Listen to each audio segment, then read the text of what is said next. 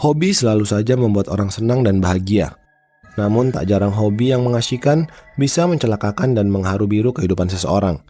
Setidaknya pengalaman yang berhubungan dengan hobi ini dilakoni oleh seorang lelaki bernama Udi Sujudi, penduduk Sukapakir, Jalan Pagar Asih, Kota Bandung, Jawa Barat. Dia adalah seorang yang amat gemar berburu tikus, bukan untuk memakannya, tapi semata-mata untuk memusnahkan binatang pengerat yang gemar merusak tanaman itu, dan bisa juga dijual untuk tambahan uang rokok. Biasanya, Udi memburu tikus dengan menembaknya pakai senapan angin. Perburuan tikus ini amat menyenangkan hatinya.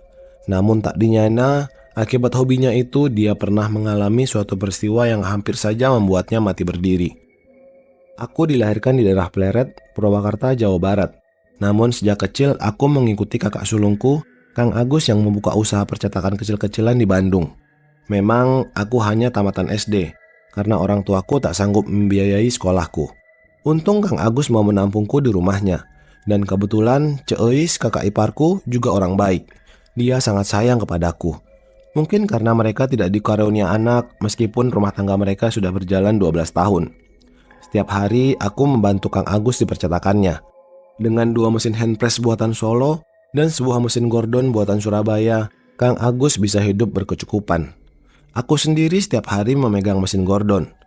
Menginjak umur 22 tahun, aku dinikahkan oleh Kang Agus dengan Nyi Isah, saudara jauh Ceois. Aku mengontrak rumah kecil yang tak jauh dari rumah Kang Agus. Setahun kemudian, aku dikaruniai anak perempuan, cantik dan bermata lentik mirip ibunya. Tentu saja aku sangat bahagia, dan aku membagi kebahagiaan dengan Kang Agus dan Ceois. Mereka juga sangat sayang kepada anakku, Yuli. Hampir tiap malam, karena biasanya aku tak bekerja, kecuali kalau lembur karena banyak order, kuhabiskan waktu dengan main gaplek bersama tetanggaku.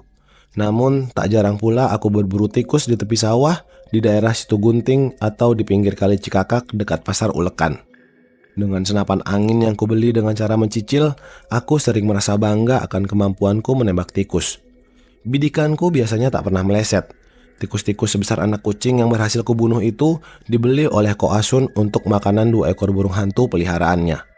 Aku sendiri sebenarnya sangat jijik melihat binatang pengerat itu. Aku juga benci kepada binatang rakus itu karena tanaman padi di sawah orang tuaku di Pleret pernah habis dimakan gerombolan tikus. Biasanya, kalau berburu tikus, aku ditemani oleh Ujang, pembantu Kang Agus. Pemuda tanggung ini sangat senang mengikutiku berburu tikus, karena uang hasil penjualan bangkai tikus itu biasanya semuanya masuk ke kantong Ujang. Ya, aku juga kerap menikmatinya walau hanya untuk sebungkus rokok. Suatu malam, aku masih ingat malam itu malam Jumat Kliwon di akhir tahun. Aku bersama Ujang pergi berburu tikus ke daerah Situ Gunting, sebelah selatan Sukaparkir. Padahal Kang Agus dan Ceois waktu itu sudah melarangku pergi, karena kata mereka, pada malam Jumat Kliwon biasanya banyak hantu gentayangan. Tapi aku malah tertawa mendengar celoteh mereka. Aku tidak percaya bahwa di dunia ini ada hantu. Sambil bersiul-siul, aku meraih senapan angin kesayanganku yang tergantung di dinding kamar. Si Ujang seperti biasa membawa kantong kresek untuk menyimpan bangkai tikus hasil buruanku. Malam itu kami menyusuri anak kali Cikapundung yang airnya sedang meluap. Karena tadi sore di utara Bandung hujan deras turun. Sungai yang membelah kota Kembang ini bermuara di Kali Citarum. Namun aneh, setelah lebih kurang 3 jam mencari sasaran, tak seekor tikus pun yang kelihatan. Binatang-binatang yang menjijikan itu seolah-olah raib di telan bumi. Aku mulai jemu dan kesal. Kulihat Ujang juga sudah mulai menguap sambil menggerutu. "Kang, saya akan mencari rokok dulu ah," kata Ujang sambil ngeloyor pergi tanpa menanti jawabanku. Aku hanya mengiyakan. Di saat-saat begitu memang aku juga sangat membutuhkan rokok, karena asapnya yang mengasyikkan bisa menghangatkan badan. Dingin malam mulai membalut alam dengan angin yang kadang berhembus kencang. Angin bulan Desember yang berbau udara basah itu menerpa wajahku. Cakrawala telah hilang di telan gelap malam. Kegelapan dan kesunyian yang merayapi jalan mulai membuatku gelisah. Rintik hujan menyapu jalan yang kulalui. Langit masih terkurung awan hitam. Dingin benar-benar menyelimuti bumi. Langit kelam yang kosong tanpa bintang seakan mencemooh diriku. Mataku pun basah karena perasaan gelisah. Aku mengusap keringat dingin yang mengucur dari keningku. Pada saat itulah, dari kerimbunan semak rumput sadagori tak jauh dari tempatku berjalan, muncul seekor tikus besar. Binatang sebesar anak kucing itu seperti tertegun di depanku. Matanya yang bersinar cemerlang seolah menatapku. Di atas kedua bola mata yang menonjol, ada jambul berwarna putih. Perutnya yang buncit menandakan bahwa binatang ini sedang bunting. Aku sangat gembira, karena di saat-saat yang menjemukan ini muncul binatang yang akan jadi mangsaku. Kubidik tikus berjambul itu. Binatang tersebut tampak mengibas-ngibaskan ekornya. Dan dor! Binatang itu terkejut. Tapi kali ini tembakanku meleset. Tikus aneh itu berlari kencang menuju arah timur. Aku penasaran. Aku berlari memburunya. Perburuan itu terasa begitu panjang, begitu lama. Anehnya, tak lama kemudian cuaca mendadak menjadi gelap. Petir bersambaran. Angin berhembus kencang. Ada gerimis menitik dari langit. Tiba-tiba, seekor tikus sebesar anak kucing kembali muncul menghalangi jalanku.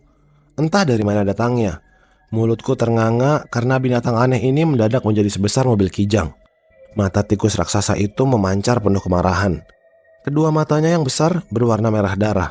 Kedua mata itu penuh genangan darah merah kecoklatan. Kedua mata sebesar jeruk bali itu menyiratkan dendam yang mendalam. Giginya yang kuning kehitam-hitaman setajam pisau baja itu memancarkan cahaya aneh yang menggetarkan hatiku. Cuping hidungnya yang tebal kembang kempis. Kupingnya yang berujung runcing bergerak-gerak gelisah. Dari mulutnya yang menjijikan keluar cairan kuning kemerah-merahan. Tercium bau busuk yang memualkan yang membuat kepalaku pusing. Bau busuk itu bercampur dengan bau dupa yang menyengat hingga membuat perutku terasa mual. Bulu tikus yang telah berubah sebesar mobil kijang itu berwarna abu-abu kemerah-merahan. Keempat kakinya bagai cakar Garuda terpatri kokoh mencengkram tanah. Ekornya yang hitam panjang seperti cemeti iblis bergerak-gerak, siap dilecutkan ke arah tubuhku. Tubuh tikus itu penuh guratan luka yang menganga dan bernanah. Ya, tubuh binatang yang menjijikan itu berselimutkan darah merah. Seolah-olah binatang yang aneh ini baru berenang dalam telaga darah. Di atas kedua matanya ada sejumput bulu warna putih, seperti jambul. Silakan kau bunuh, tapi awas lo balasanku. Aneh, tikus raksasa itu tiba-tiba bisa berkata-kata. Herannya, mulut binatang raksasa itu tetap terkatup. Suara itu terdengar seolah-olah datang dari tempat yang jauh. Ya, dari luar angkasa, dari alam maya. Kemudian terdengar tawa membahana memekakkan telingaku. Tawa bercampur tangis yang mengiriskan hati. Atau mungkin tawa dan tangis yang dipenuhi dendam kesumat. Telingaku sakit mendengarnya. Tak lama kemudian, halilintar menggelegar memecah kesunyian angkasa. Langit bergetar. Bumi pun bergoyang. Aku bergedik ngeri. Badanku menggigil seperti habis dibenamkan ke dalam kolam es. Tak terasa senapan angin jatuh dari tanganku. Aku ingin berteriak sekeras-kerasnya, tapi suaraku tersekat di kerongkongan. Aku ingin berlari sekencang-kencangnya, namun kakiku seperti terpaku pada bumi. Sementara ujang yang kuharapkan segera datang, tak kelihatan juga batang hidungnya. Tawa tikus setan itu makin keras. Aku terduduk dengan kepala berdenyut-denyut. Mataku melotot dengan pandangan kosong. Tubuhku terasa begitu lemah. Seluruh persendianku terasa lemas dan rasa mual yang tak tertahankan kembali menyergapku. Aku muntah-muntah. Mataku berkunang-kunang, akhirnya tubuhku ambruk. Aku tak sadarkan diri. Ketika siuman, aku tergolek di kursi panjang di rumah Kang Agus. Kakak sulungku itu menatapku dengan mata penuh tanda tanya. Di sampingnya ada Cek Eis dan istriku yang matanya sembab karena menangis. Selain itu, tampak beberapa orang tetanggaku.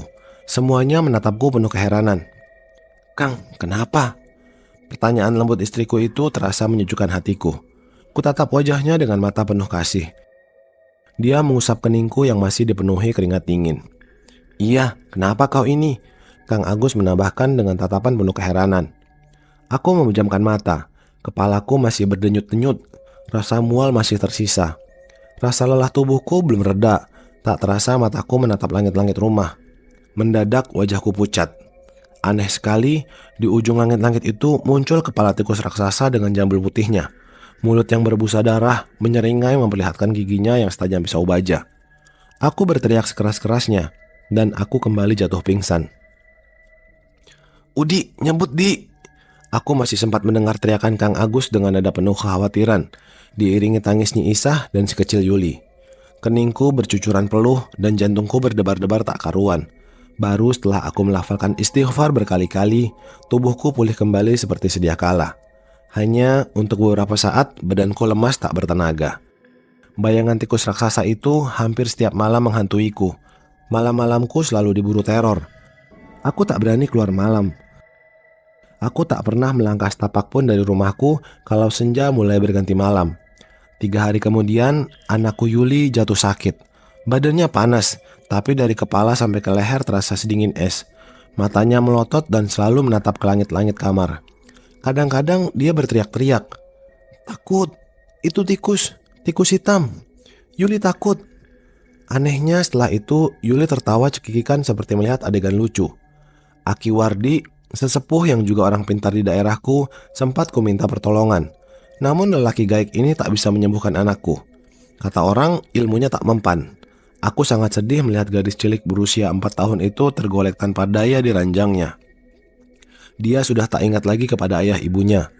Malang tak bisa ditolak, untung tak bisa diraih. Seminggu kemudian, Yuli meninggal dunia, diiringi tangis pilu istriku. Diiringi kepedihanku, kesedihanku bertambah. Istriku juga sakit. Hanya sakitnya mengherankan. Nyi Isah sering diam membisu seperti patung. Ada kalanya dia tertawa terbahak-bahak, tapi di lain kesempatan dia menangis terisak-isak. Tak jarang Nyi Isah berteriak menyayat hati memecah kesunyian malam. Kadang dia juga bicara sendirian atau marah-marah tanpa sebab. Tubuh perempuan santun itu perlahan-lahan menjadi rapuh. Akhirnya tinggal kulit berbalut tulang. Aku bersama Kang Agus sudah berusaha mengobatinya. Belasan dokter, puluhan dukun dan sejumlah orang pintar sudah kumintai tolong. Namun usahaku sia-sia. Nyi Isah tetap tak sembuh juga. Tak hanya sampai di sini kepedihan atau mungkin kutukan yang kualami. Sejak kejadian itu, usaha percetakan Kang Agus mendadak menurun drastis. Tak ada lagi order yang masuk. Akhirnya ketiga mesin cetaknya dijual dengan harga yang sangat murah. Tak lama kemudian rumahnya juga dijual. Kang Agus dan Ceis kemudian pulang ke kampung halaman di Leles, Garut dan ikut bertani di sawah mertuanya. Untuk menutupi dapur, aku terpaksa menjadi penarik becak. Tapi aku tak pernah jemu berusaha mencari orang pandai yang bisa menyembuhkan penyakit istriku dan menghilangkan mimpi burukku. Pada suatu hari, seorang kenalan Ko Asun mengajakku ke Semarang. Di tempat itu ada kelenteng yang bernama Kelenteng Sampokong. Di sana ada pendeta rentah yang katanya bisa menyembuhkan penyakitku. Oleh pendeta, aku disuruh mencari daun Tian Pusui dan diberitahu cara-cara menyembuhkan penyakit istriku. Pulang dari Semarang dengan diantar Ko Asun, aku pergi ke Panyosongan, Kabupaten Kuningan, menemui kakek Ko Asun yang bernama Tio Han Beng atau lebih dikenal dengan Babah Abeng untuk menanyakan di mana aku dapat memperoleh daun yang namanya aneh itu. Ternyata yang disebut daun Tian Pusui itu adalah semanggi gunung. Tanaman merambat yang di kampungku dikenal sebagai tanaman berit. Setelah mendapatkan daun Tian Pusui alias daun berit, pada suatu malam di malam Jumat Kliwon di pinggir kali Cikapundung dengan dipimpin oleh Aki Wardi digelar upacara khusus. Senapan angin kesayanganku yang dibungkus dengan kain putih dibakar bersama daun berit yang telah dikeringkan, juga segumpal kemenyan putih. Abunya kemudian ditaburkan ke kali Cikapundung. Ajaib, sejak saat itu istriku sembuh dari penyakit anehnya. Aku pun tak pernah lagi dihantui tikus raksasa. Hanya tubuh Nyi Isah rupanya tak kuat menahan beban derita yang begitu berat. Sebulan kemudian, wanita yang sangat kukasihi itu menghembuskan nafasnya yang terakhir. Menurut dokter, dia mengidap penyakit sirosis atau pengerasan hati. Kini aku menjadi seorang marbot atau pemelihara masjid di Masjid Al-Jihad. Aku dibimbing oleh ajengan Daud dalam ilmu keagamaan. Aku pun ikut mengajar anak-anak membaca Al-Quran. Ya, aku memang telah memilih jalan hidup untuk lebih mendekatkan diri kepada Allah Subhanahu wa Ta'ala. Kenangan getir itu perlahan-lahan pupus dari ingatanku. Satu yang tak bisa lepas dari diriku. Hingga kini aku begitu takut pada tikus. Melihat binatang hitam itu, rasanya melihat iblis neraka yang amat menakutkan. Mungkin inilah yang dikatakan sebagai trauma.